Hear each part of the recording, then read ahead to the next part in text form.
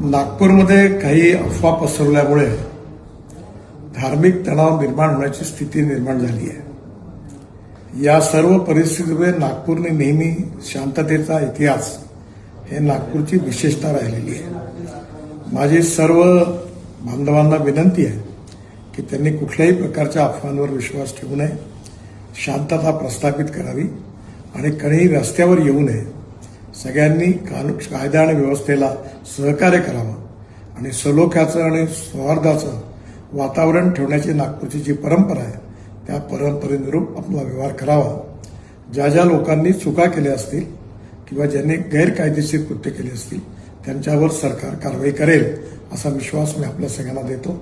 माननीय मुख्यमंत्र्यांनाही या संबंधातली सर्व माहिती मिळालेली आहे, त्यामुळे आपण कुठल्याही अफवांवर विश्वास न ठेवता आपण सगळ्यांनी सहकार्य करावं आणि प्रेमाचं सौहार्दाचं उत्तम वातावरण ठेवण्याकरता मदत करावी, पोलिसांना मदत करावी असं माझी आपल्या सगळ्यांना नम्र विनंती आहे। नमस्कार।